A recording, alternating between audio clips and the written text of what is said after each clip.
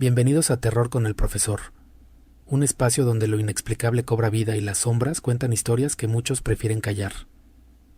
Antes de comenzar con los relatos de esta noche, quiero invitarte a suscribirte al canal y activar la campanita, porque cada semana traemos nuevas historias de terror que pondrán a prueba tu valor. Si disfrutas de este contenido, no olvides dejar tu like, porque eso me ayuda a seguir compartiendo estas experiencias que a veces parecen venir de otro mundo. Y recuerda que también puedes seguirme en mis otras redes sociales, en Facebook, donde comparto contenido extra y fragmentos de estos relatos, y en TikTok, con clips cortos de terror que no verás en ningún otro lugar. Ahora apaga la luz, sube el volumen y prepárate para escuchar dos encuentros cercanos del tercer tipo, que dejaron una huella de miedo imposible de borrar. Comenzamos. Hola, profesor. Gracias por darme este espacio para contar lo que nunca me atreví a decir en voz alta. Muchos me conocen como alguien serio, trabajador y racional, pero lo que viví aquella noche en la Sierra Tarahumara no tiene explicación. Fue un encuentro que me cambió para siempre. Era diciembre de 2007. Yo trabajaba como inspector de caminos para el estado. Mis jornadas consistían en recorrer tramos carreteros, sobre todo los secundarios, para reportar baches, grietas, hundimientos, deslaves o daños ocasionados por las lluvias. Era un trabajo solitario y cansado, pero bien pagado. Ese día me habían enviado a una zona cercana a Creel. Conduje desde Chihuahua capital por horas. El camino se volvía cada vez más desolado. Cerros interminables, cañones, pueblos diminutos con apenas unas casas de adobe y techos de lámina. El frío de la sierra calaba hasta los huesos. Recuerdo que llevaba la radio de la camioneta encendida, pero conforme avanzaba, la señal desapareció. Solo quedaba estática. Era común, pero esa vez me provocó una incomodidad extraña, como si el silencio se fuera cerrando alrededor de mí. Llegué al punto asignado al atardecer, revisé unos tramos de terracería y tomé fotos. Sabía que no alcanzaría a regresar a la ciudad, así que me dirigí a la cabaña de la dependencia, un refugio rústico de madera que usábamos los empleados. Tenía lo básico: una cama vieja, una mesa, una estufa de leña y un radio de onda corta que casi nunca funcionaba. Prendí un poco de fuego, calenté café y me dispuse a ordenar mis papeles. Afuera, la oscuridad era absoluta. En la ciudad uno se acostumbra a las luces de las calles, pero en la sierra, cuando cae la noche, lo único que queda es la luna y las estrellas. Eran casi las 11. Estaba escribiendo a la luz de una linterna cuando escuché el sonido. Al principio lo confundí con un transformador eléctrico, pero no había ninguno cerca. Tampoco era un avión. Conozco ese ruido perfectamente. Era un zumbido grave, profundo, que parecía vibrar en el aire y al mismo tiempo dentro de mi pecho. Era como tener un motor enorme girando cerca, pero sin el rugido metálico. El sonido me hacía doler los huesos. Apagué la linterna y salí de la cabaña. El frío era tan intenso que me cortaba la piel. Levanté la vista y el cielo estaba repleto de estrellas, un espectáculo inmenso que solo la sierra puede ofrecer. Pero entre esas estrellas había algo diferente. Una luz se movía con una agilidad imposible. No parpadeaba como las demás. No era un avión ni un satélite. Zigzagueaba de un lado a otro, se detenía en seco, luego aceleraba en direcciones opuestas. Era como si buscara algo. Mi respiración se aceleró. La luz comenzó a descender lentamente hacia el bosque. Yo sabía que no debía acercarme, pero la curiosidad me ganó. Tomé la linterna y avancé por el sendero. Caminé unos 200 metros hasta un claro. Allí lo vi. Un objeto metálico flotaba a 2 metros del suelo. No era enorme, pero sí más grande que un coche. Su superficie era lisa, brillante como espejo. Emitía un resplandor pálido y el aire alrededor vibraba, como si el calor distorsionara la imagen. Lo más impresionante fue el pasto bajo él. Se agitaba como si algo invisible lo aplastara con fuerza, una corriente descendente que parecía provenir del objeto mismo. Y no estaba solo. 3 figuras se movían alrededor.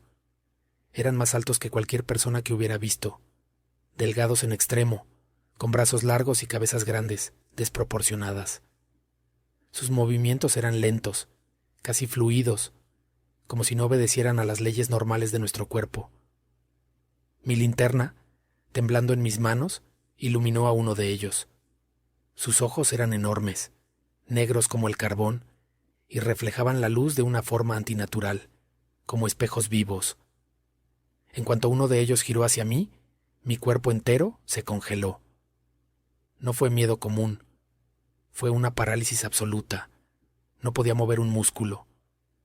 La linterna se me cayó de las manos y apenas logré inhalar aire. Sentí como si una fuerza invisible me sujetara desde dentro, como si no tuviera voluntad propia. No era dolor, pero sí una presión insoportable, un vacío en el pecho que me hacía sentir como un insecto atrapado. El ser me observó un instante eterno. No hablaba, pero algo me decía que estaba consciente de mí, que podía leer lo que pensaba. Fue la sensación más invasiva de mi vida, estar desnudo ante un ser que no era humano.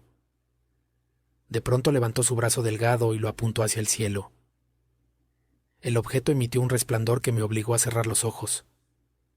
Cuando volví a abrirlos, los tres ya se elevaban lentamente hacia una compuerta que había aparecido en el costado del objeto.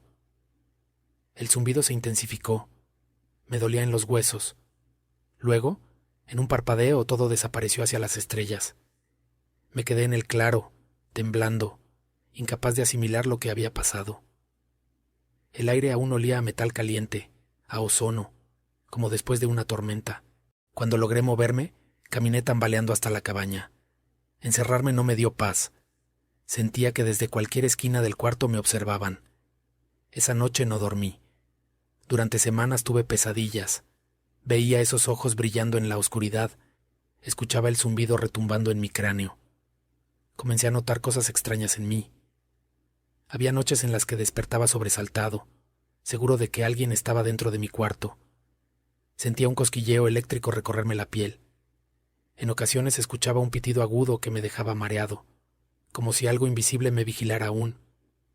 Nunca lo reporté. ¿Cómo hacerlo? Me habrían tachado de loco. Así que guardé silencio. Pero el miedo no se fue. Desde entonces, cada vez que conduzco solo en carretera y veo el cielo estrellado, recuerdo esa sensación de parálisis, esa certeza de que mi voluntad no me pertenece. No sé por qué me dejaron ir aquella noche. Quizás solo fue un aviso. Lo único que sé es que ellos siguen allá arriba, y yo sigo aquí, esperando, con la angustia de que algún día decidan regresar.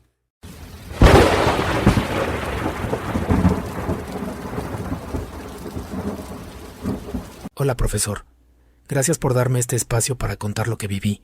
Soy de Argentina, del norte, y lo que te voy a relatar ocurrió hace 15 años, en un campo de Jujuy.